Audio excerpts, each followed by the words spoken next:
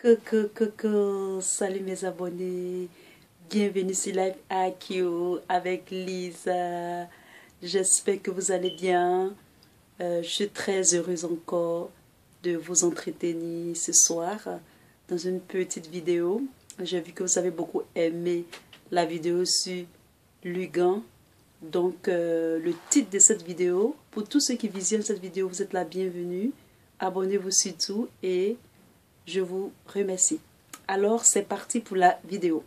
Alors, j'ai intitulé le titre de cette vidéo Lugan Bernard versus Attali Jacques. Et à la fin de cette vidéo, qu'est-ce que vous en pensez de ces deux historiens?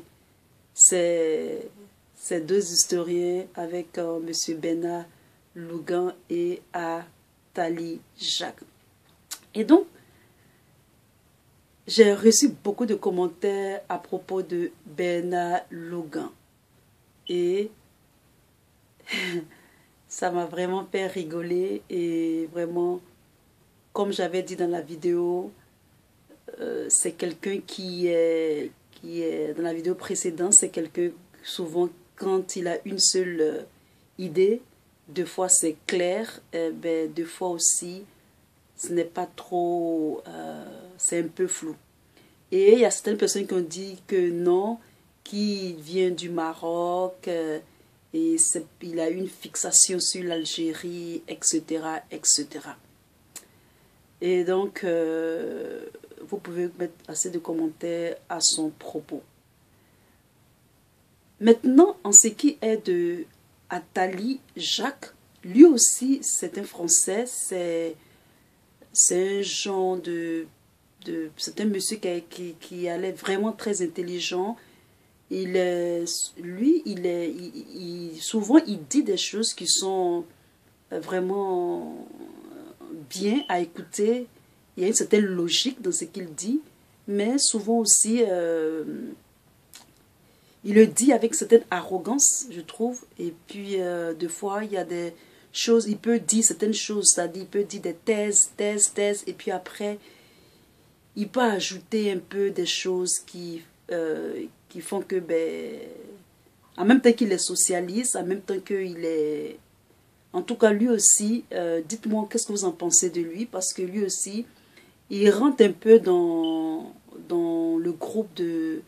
un peu le groupe de gens, d'historiens ou de chercheurs ou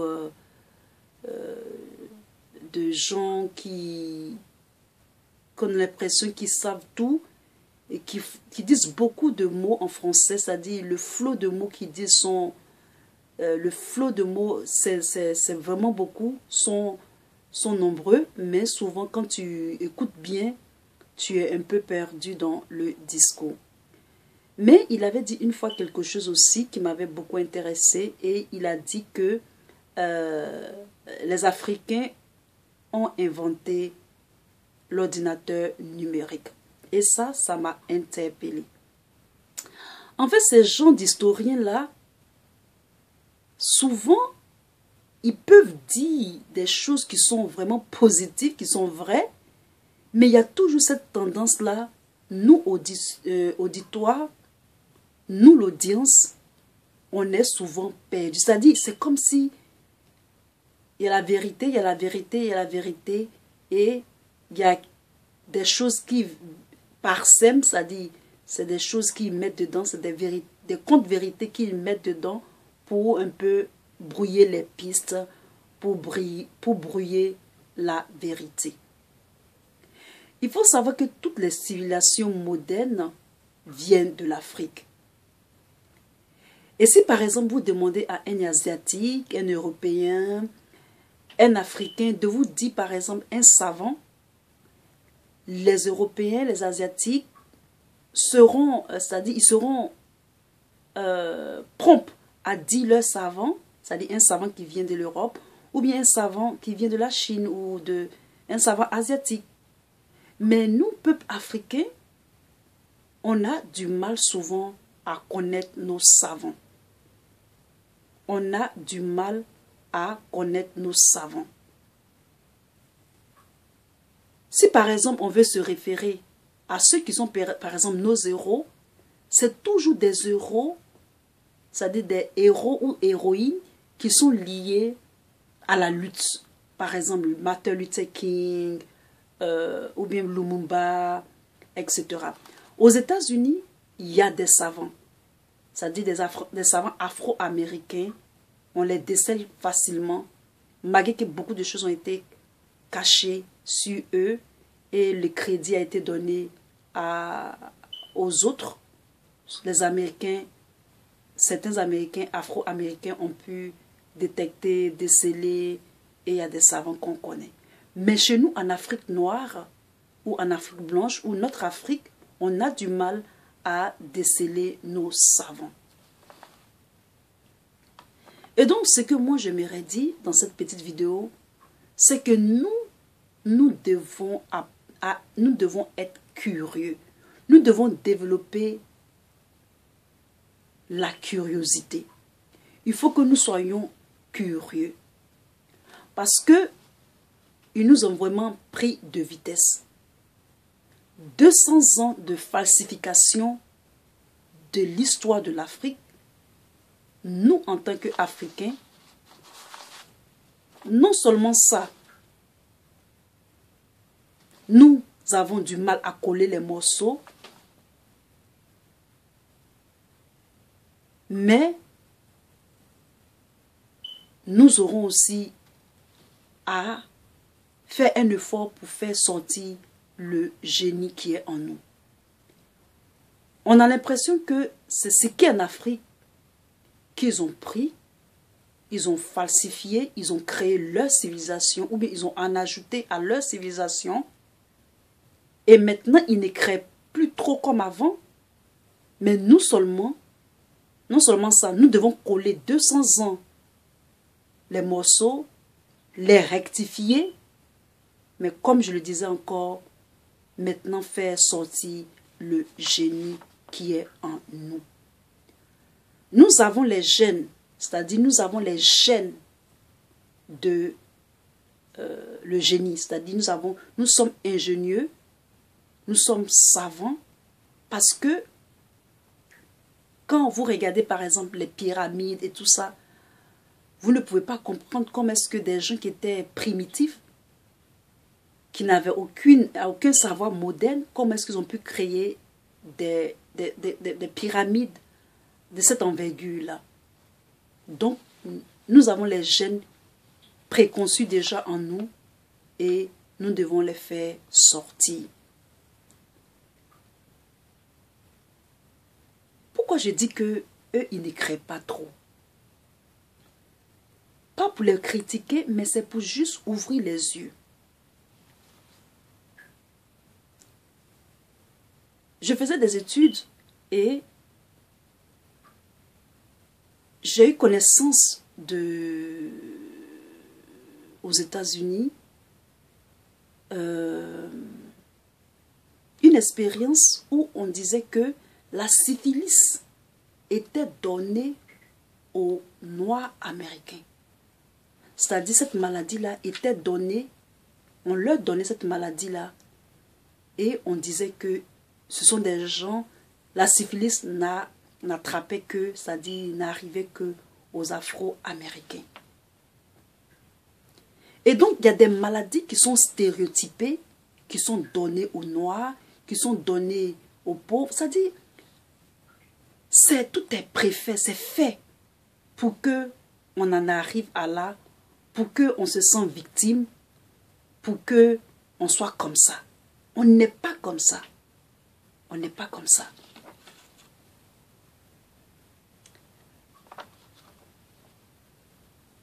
Aux États-Unis, par exemple, quand on veut découvrir qu'un vaccin ou bien un sérum est bien et tout ça, vous savez qui on prend pour faire les cobayes?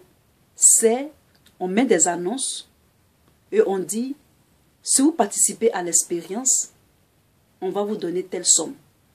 Et on vous injecte ce qu'il faut injecter et c'est comme ça que on trouve les vaccins, on trouve les remèdes, on trouve les sérums.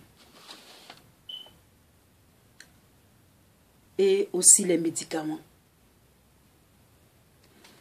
Quand je faisais les études, il y avait une projection de films que nos professeurs nous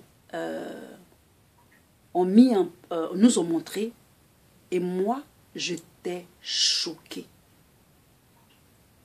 Pour dire que combien de fois on a mélangé, on a falsifié beaucoup de choses.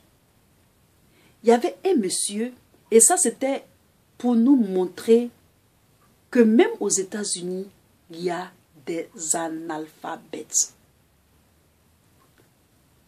Dans le reportage, il y avait un monsieur, un monsieur qui a réussi dans le monde de l'entreprise. Et ce monsieur-là, il avait une grande entreprise. Il était respecté, il avait les moyens, il était vraiment bien.